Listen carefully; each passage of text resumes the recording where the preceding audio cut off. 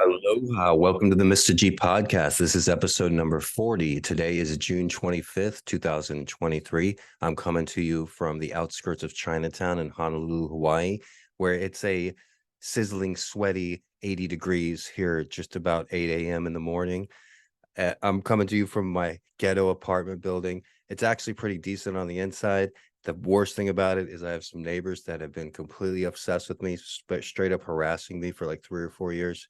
Just today before recording, they heard my fans go off. So they turn up their music and they start standing outside. And if they see one of my cats, they start sneezing. These are all one-bedroom apartments. The lady that's sneezing doesn't speak a word of English, thinks she's entitled, has 5 people living in a one-bedroom apartment, and she's sneezing. Yo, lady, I live 2 floors up. If you're sneezing, has nothing to do with my cats. It's because you're sharing a one-bedroom apartment and a one-bathroom with 5 people. That doesn't normally happen in the United States. Newsflash, lady, you're in the United States. You're living in a one-bedroom. There's no getting around that. You look bad. You collect cans. You raise chickens.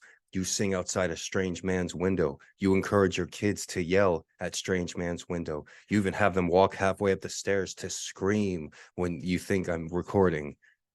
It's learned behavior. The kids yell up at my window too because they've seen their horrible mother do it.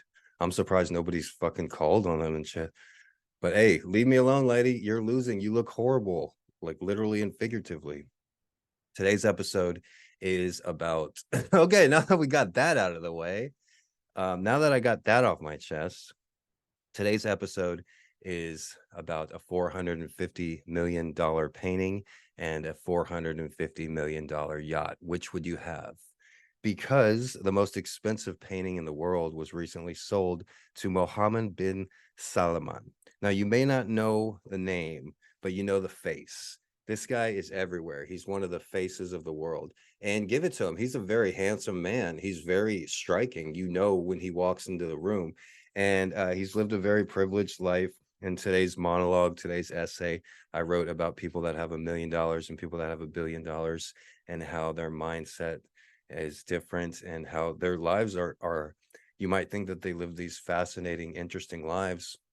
But if you ever talk to somebody that was raised by money and you have them tell them a story, have them tell you a story or anything, you realize that they're some of the dullest, most boring people you could ever meet in the world. And that's because what creates character? Experience creates character. Hardship creates character. You know, the most boring people in the world are the ones that haven't gone through shit. And if they have billions of dollars, they have to invent ways to spend money. Even if you have just $1 billion, it's so much more than $1 million. 1 billion is 1,000 million dollars. So if you have $1 billion, you can give 1,000 people $1 million each. If I had $1 billion, I could give everybody in this neighborhood $1 million. Somebody like Zuckerberg has 100 million, I believe. So he could give everybody $100 million or $10 million. But the thing is, even if you have $1 billion, and let's say you wanted to spend that whole billion in your lifetime, you would have to spend $35,250 every single day for 80 years just to get through a billion.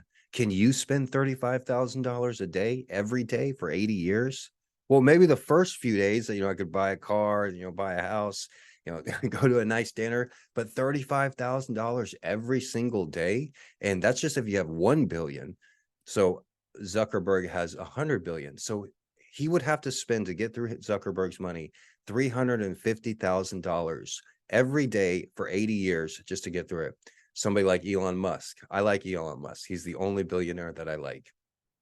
He has $200 million. He would have to spend twice as much as Zuckerberg every day. So what did I say for Zuckerberg? It was something like $300,000 per day to get through his money. Somebody like Elon, $350,000, he would have to spend $700,000 every single day for 80 years to get through all the money that he has. It's preposterous. Nobody should have that much money. And when you break it down, like the Prince Mohammed bin Salaman, who we're going to talk about today, he not only bought a $450 yacht, he also bought a $450 painting to go in the yacht.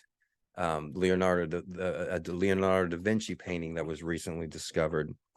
And this painting, um, it was originally sold in 1958 in England for $45, for 45 pounds.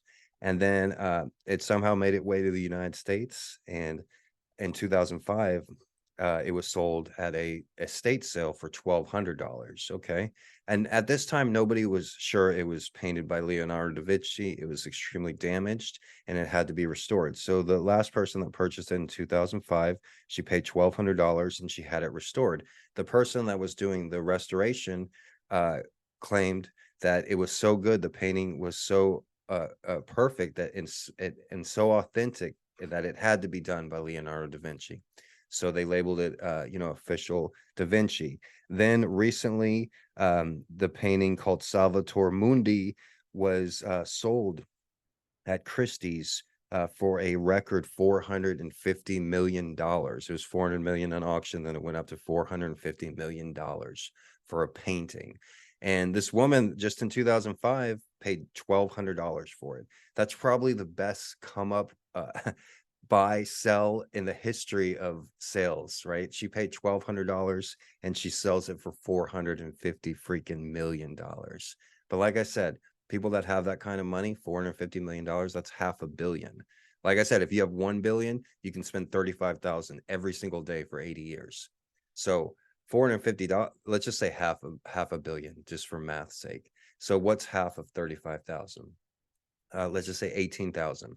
So if you own that painting, you can sell that painting, and that painting is worth enough that you can spend $18,000 every single day for 80 years. I don't know if I've ever spent $18,000 in my life, but if you listen to today's monologue, there's a reason for that. There's a reason I've spent a life impoverished. There's a reason that I've gone through what I've gone through. I wouldn't have made it to this apartment, to this ghetto apartment. I would have never met these street cats if I did not live this life that I've lived. Everything that I've done, every decision that I've made, every road that I've turned, every corner that I went down, every choice that I've ever made has led me to this position. And if one thing was off, if I didn't take this job, or if I did take this job, or if I walked down this way instead of this way, things could have ended up different. And the butterfly effect, it's a fact of nature. A butterfly flaps its wings in the Atlantic Ocean, and it causes a hurricane in the Indian Ocean. We don't exactly know why, but we know that everything is connected. And I'm very appreciative. I was willing to go through that life of poverty to get me to this place to help these cats. Because if I hadn't made it here, these cats would still be here. They would just be much more hungry and they would have much more harder lives. So, it's cliche to say everything happens for a reason, but I can see the reason that I did what I did to lead me here. And I love these guys, these cats, and I love taking care of them every day. And it's going to be the best feeling. It's going to be so awesome when I finally get my farm and get my piece of land and move all the little buggas out there, let them climb trees, let them run through grass. And it's going to be really awesome. I talk about it in today's essay. So as far as the painting goes, the majority of the people that you ask, would you rather have a $400 painting or a $400 yacht? Now I'm thinking, is this a trick question? Like, who the hell would choose the painting, but they're the same price? It's just most people have the mindset they're trying to survive. They want to, most people uh, in America, at least 60, 70%, they could not afford an unexpected $500 expense. The majority of people live paycheck to paycheck, and the majority of the people are just a few paychecks from being those people camping out on the street. All right. So you don't want to judge people like that, but it's just preposterous the amount of money. Like, I don't know who would choose the artwork. Um, I'm dating a woman who's an artist, and she lives in Manchester, England. She's very attractive and very talented artist. And my twin brother is also an artist, a painter, and they paint. They've spent hours, years of their lives working on their craft. So maybe they could understand a painting being sold for 450 million a little better than I can. But even somebody that appreciates art, even an artist in itself, who's going to choose the painting over the yacht? You can't live in the painting. You can't eat off the painting. I suppose you could. But if you have a $450 million painting, you're not going to be carrying it around everywhere you go. You're not going to be you're never going to be living on the streets carrying around this painting. I'm saving this painting, it's worth something. No, you're going to take care of your basic needs, the hierarchy of basic needs. You're going to need to take care of that first, and most people on this planet don't have that taken care of. We don't, now more than ever, even with the algorithm and TikTok too, they just feed you whatever they want to feed you, and nobody goes and seeks out information. Very rarely people like go to somebody's page or go to a website. When's the last time you visited somebody's personal website? Do they even have websites anymore? I haven't heard from GoDaddy commercials in a while. Looks like they're taking this Super Bowl off because nobody makes their own website anymore. And we're all controlled. Everybody was obsessed by that submarine story. And even I was, knowing that it was a facade, just to, a distraction. And I heard Barack Obama on a video yesterday. He was the first one that mentioned it, and I hadn't even heard of it, but a boat capsized at the same time everybody's, praying for the billionaires in the submarine, the 5 billionaires in the submarine. At the same time, 700 migrants that were, I believe, in the Mediterranean, somewhere around the coast of Italy, lost their lives in a boat. And there's very little mention of that, but every story is submarine, submarine. And I get it, it's juicy. I've asked this question before. What's the obsession with the Titanic? People get so obsessed with the Titanic. I read today that the guy that built the submarine, he was obsessed with the Titanic. He wasn't just some like salesman with a strange name. He actually married a relative that was related to somebody that had died on the Titanic. And many people just have this obsession with the Titanic. I believe the billionaire, he was supposedly obsessed with the Titanic, and he convinced his 19-year-old son to come with him, even though the 19-year-old son was hesitant and didn't really want to go. I was wondering about that too. I'm like, hey kid, why are you even going to take that risk? you know uh and then I thought, well, maybe he's really into the Titanic and he really wants to be one of those people, but he was just following his dad. And I guess they died on Father's Day. So on Sunday, the Coast Guard was aware that the sub had imploded on Sunday. They just didn't inform the public until Wednesday or Thursday, when the oxygen ran out. They used it to their advantage so they could milk the situation. So put it in the comments. What would you take? Would you take a $400 million yacht, or would you take a $400 million painting? I know I've varied on the price. It's between 400 and 500 million. The yacht was originally owned by a Russian billionaire, and he paid 400 million. I believe the prince, paid 450 million. It's the most expensive yacht in the world, if I'm not correct. If not, it's in the top 10 most expensive yachts in the world. So on this yacht is not only the most expensive yacht in the world needs the most expensive painting in the world, right? You're not going to have some cheap piece of crap on there. You're going to have the most expensive painting. Leonardo's masterpiece, Salvator Mundi, which is a portrait of Jesus Christ, if I'm not mistaken. But according to Business Weekly, the world's most expensive artwork, Leonardo da Vinci's masterpiece, Salvator Mundi, has reportedly been installed on Saudi Crown Prince's super yacht. The location of the painting has been a mystery since it was sold for a record $450 million at auction by Christie's in New York in 2017. On Monday, ArtNet, an art industry news service, reported that the 500-year-old painting was being kept on Prince Mohammed's yacht named Serene. ArtNet said two principals involved in the transaction has told its reporter that the work has whisked away in the middle of the night on NBC's plane and relocated to his yacht, the Serene. Imagine that yacht like floating in the ocean. The yacht's worth 400 million, but there's a painting on there worth 450 million. I can just see like Tom Cruise Mission Impossible style, just like going on the yacht, dun, dun, dun, dun, dun, like trying to get that painting. That would be a great scene, like climbing on the yacht with like cords and stuff, like scaling the side of the yacht, and then the prince has all this like security team. That's like, it's like something from a movie, like a good Indiana Jones movie. The last two Indiana Jones movies, not good. They fucked up that franchise. But according to Newsweek, the Salvator Mundi, Latin for savior of the world. Okay. Yeah. Mundi comes from Latin for world, and Salvator, savior. So savior of the world in Latin, which has been at the center of a storm of controversy over suggestions that it was painted by one of Leonardo's assistants and not the man himself. It had been in display at a Middle East outpost at the Paris's Louvre, I don't even know how to pronounce that, gallery. At the Louvre, it's pronounced the Louvre, at the Paris's Louvre gallery last September.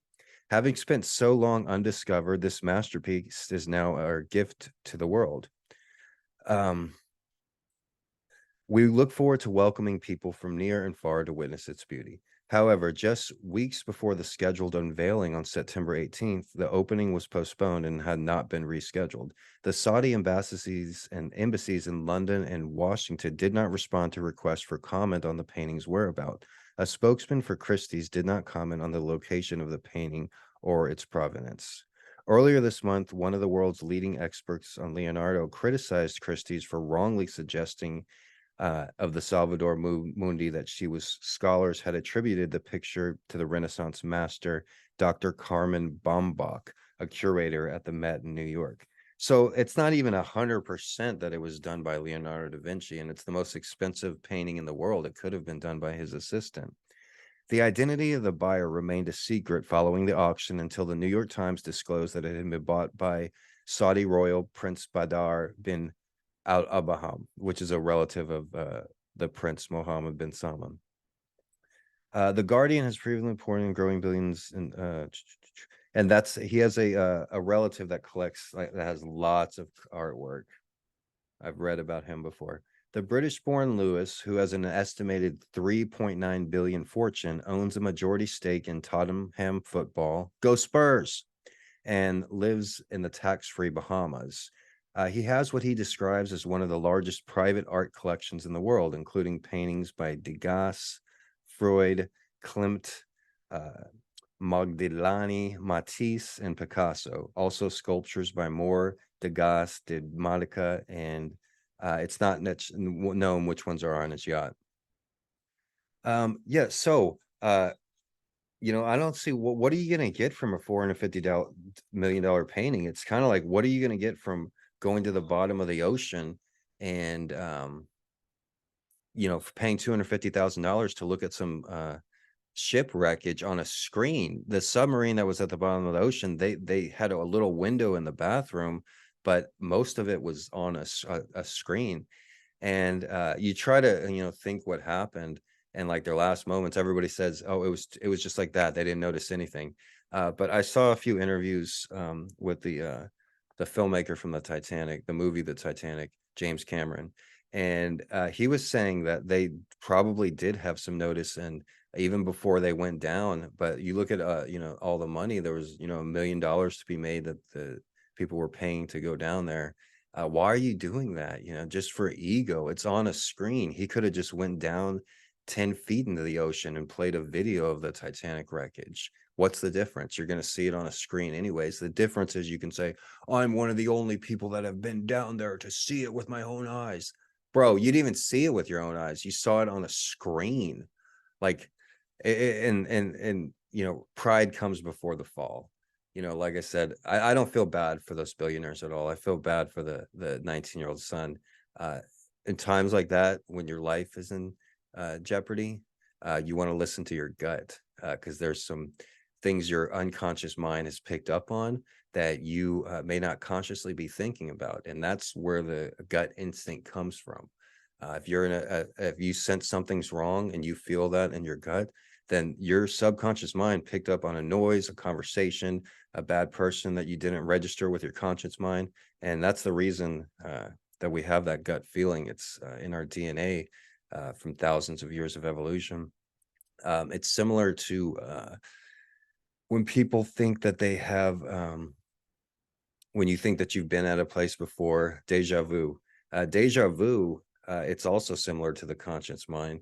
Deja vu doesn't exist in a metaphorical sense. It's a trick that your brain plays on you.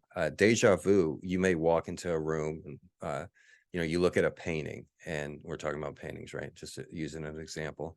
You walk into a room and you see a painting on the wall, and somebody's like, oh yeah, And then you have a feeling of deja vu. I've seen that painting before. I know that I've seen that painting before, but I can't figure out where. And maybe sometime when you were 10 years old, you were at your friend's house and they had the same painting on the wall, and you never really looked at it or spoke about it or talked about it, but it was just there in the corner of your eye, and your subconscious picked up on it. And so later on, 10, 20 years later, you see that painting and you're like, whoa, I've seen that before. And you just didn't register it in your conscious mind. So we'll talk a little bit about Mohammed bin Salaman. That's the handsome prince of Saudi Arabia. He's basically the de facto ruler of Saudi Arabia, and he's the seventh son of King Solomon, but he's the firstborn child of the King Solomon's third wife. So he received his law degree at King Saud University, and Mohammed runs an authoritarian government. There's no democratic institutions in Saudi Arabia, and repression is widespread. Islamic scholars, human rights activists, women's rights activists, journalists, former insider Islamists, and other political dissidents are systematically repressed through tactics of torture and jailing. That's one thing that's kind of like what the fuck? Like, you see all these world leaders being buddy with Prince Solomon, like he's the greatest guy in the world. Donald Trump, when he became head of Saudi Arabia, Donald Trump tweeted out, we put our guy at the top, before he deleted it or something. And I'm not saying bad things about Prince Mohammed.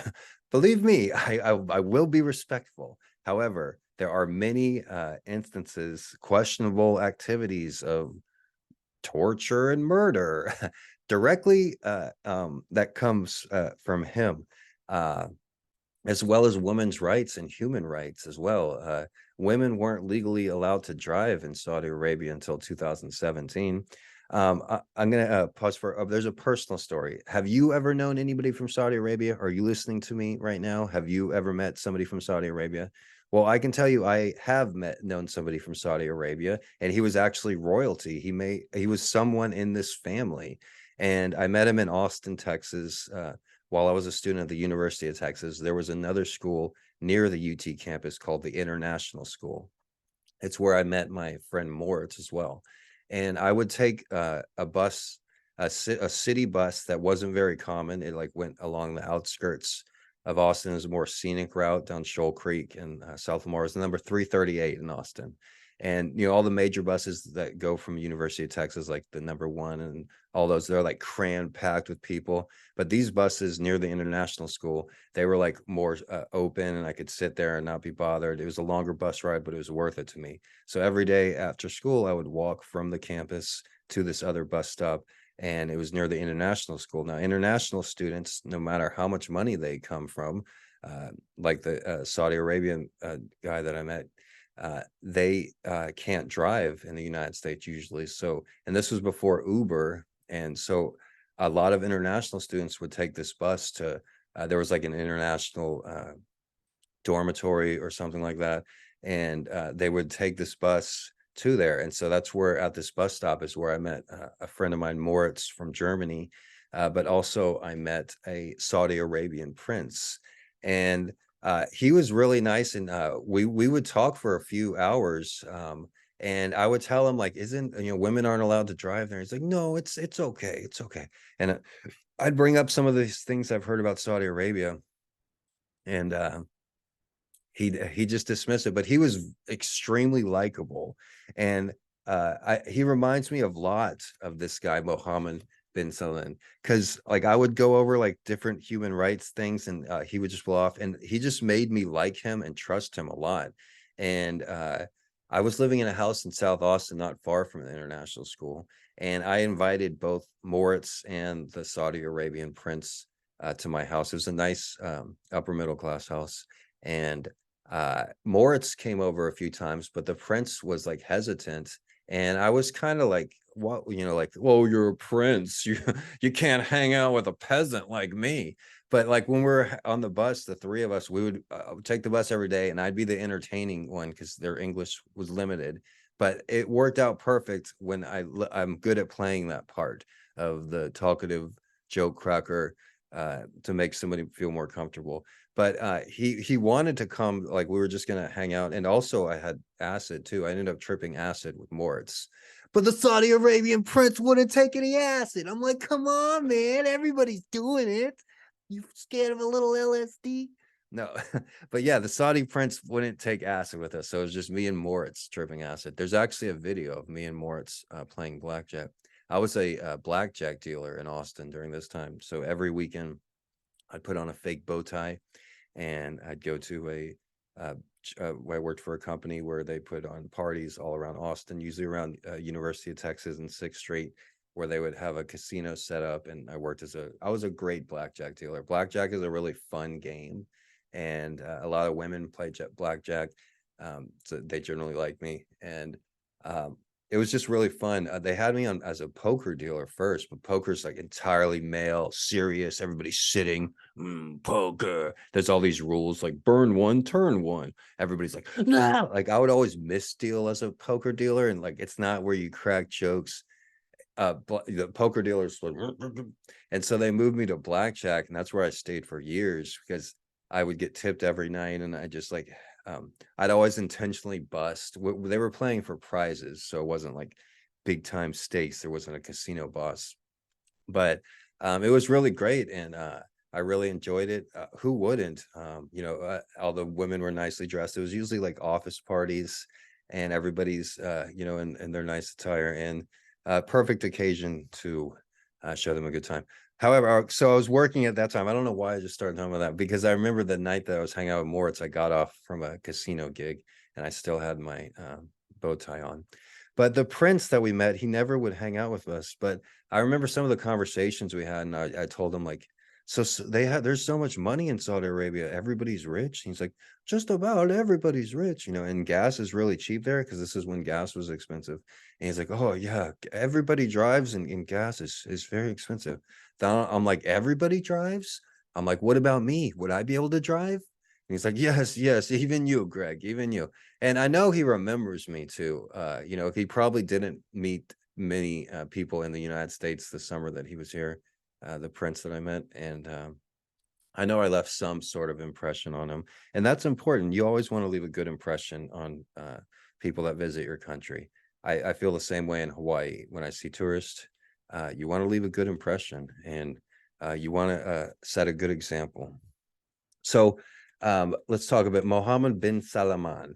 One of the main things that he did was really bad in 2017. Let's see if I can find it. He like rounded up like 200 Saudi businessmen, and he took them to like this fancy hotel and like tortured them. Okay, yeah, it's called the 2017 Purge. In 2017, he took 200 wealthy businessmen and princes to be placed under house arrest at the Ritz-Carlton. Imagine being under house arrest at the Ritz-Carlton.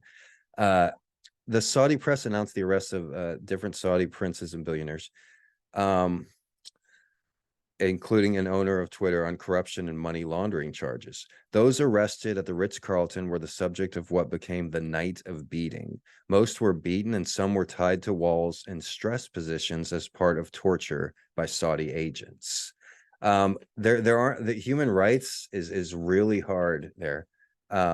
During the proceedings, there was no due process nor plea bargains, and U.S. officials described the action as coercion, abuse, and torture. Detainees were denied sleeps and had their heads covered and were beaten. 17 had to be hospitalized. So imagine being a wealthy Saudi billionaire, and all of a sudden you're taken from your home, you're in house arrest at the Ritz-Carlton, and you're beaten and tortured. Ideology. Mohammed's ideology has been described as a nationalist and a populist, with a conservative attitude toward politics and a liberal stance on economic and social issues.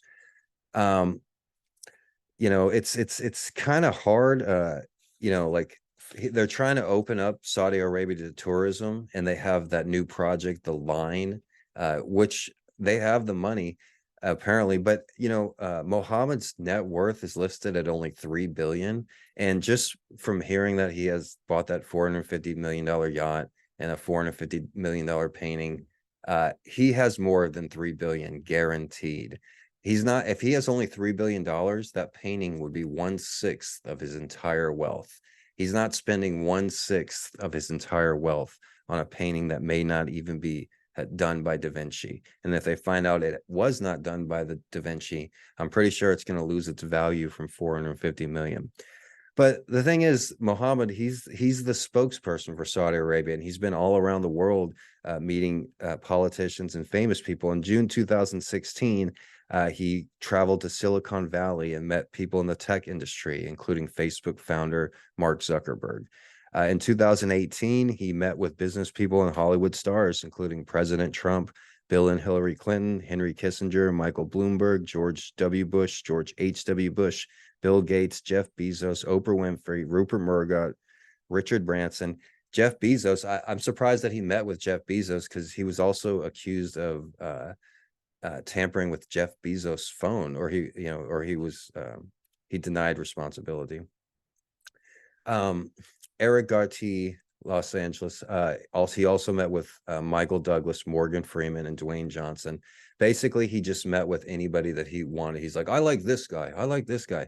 The Prince here, he's also a big owner in video games and Activision and a couple other. He's reported spent his childhood growing up playing video games. He was awarded an honorary doctorate from Katasarat University.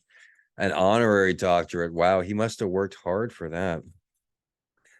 He came to power through it was somewhat of a coup, and like I said, there's not many human rights in Saudi Arabia. He has touted reforms in an effort to improve his government's image. This includes regulating restrictions of the power of the religious police and improving women's rights. He removed the ban on female drivers in 2018 and weakened the male guardianship system in 2019.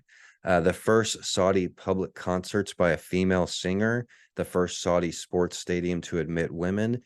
He increased the presence of women in the workforce, and he's opening the country to international tourists by introducing an e-visa system, allowing foreign visas to be applied for and issued via the internet.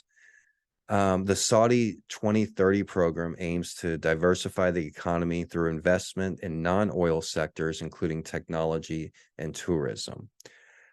Recently, he strengthened his relationship with China, signing a comprehensive strategic partnership with Xi in 2022.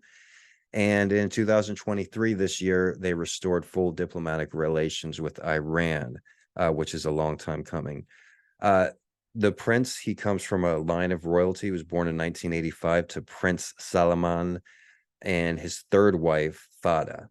So he's the seventh son of Mohammed bin Prince Salaman, but he's the first and eldest among his mother, because the king had 3 different wives and apparently 7 sons. They don't mention anything of how many daughters.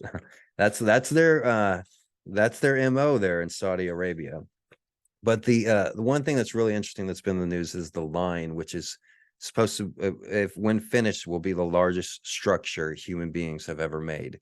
And it's we'll talk more about it tomorrow, but the line is something that's going to be built in Saudi Arabia, which is a long strip. I don't know, I haven't researched it yet, but I think it's something like 100 miles long. It goes all across the whole country. It's huge, and it's as tall as the Empire State's Building. It's like if you put 100 Empire State Buildings next to each other, and then two stacks of Empire State Buildings next to each other. And I think that it's going to be a blueprint for other projects for coming generations. 100, 200 years from now, it's probably how everybody's going to be living, because the planet's going to be torn to shit. And I hope he is successful. It's going to be, and I hope it's completed in my lifetime as well. Saudi Arabia is a big player in the world. The United States power is dwindling. Russia is in civil war. So when you talk about superpowers in the future, you got to look at Nigeria, with their population explosion. They're going to be one of the strongest countries in the future, and more so Saudi Arabia and other countries in the Middle East, like Qatar and Qatar, and all those countries, all those damn countries over there, the camel guys. Saudi Arabia actually imports their camels from Australia because there's like a huge camel problem in Australia. Australia has more camels than anywhere else in the world. They have more wild camels too. And you don't ever want to be kicked by a camel or you lose your life. No, that's a donkey. You got to watch out for those donkeys. But hey, I hope you guys enjoyed today's episode. Today was episode number 40. Join us tomorrow. We'll have episode number 41, where we'll talk more about Saudi Arabia, the Crown Prince, and as well as the Line project that they're building. So we'll get all into that. The Mr. G podcast is available wherever you listen to podcasts: Apple Podcasts, Audacity Podcasts, Amazon Podcasts, all of those podcast sites. You just got to find it. Type into Google Mr. G Hawaii podcast or Mr. G Gregory Brandt podcast. Eventually you'll find it, and eventually I'll be moved to the top. If you can't find the audio version of the Mr. G podcast, full episodes are uploaded in their entirety on Twitter and YouTube. Thank you all for listening today. And for me and my street kitties, we say aloha.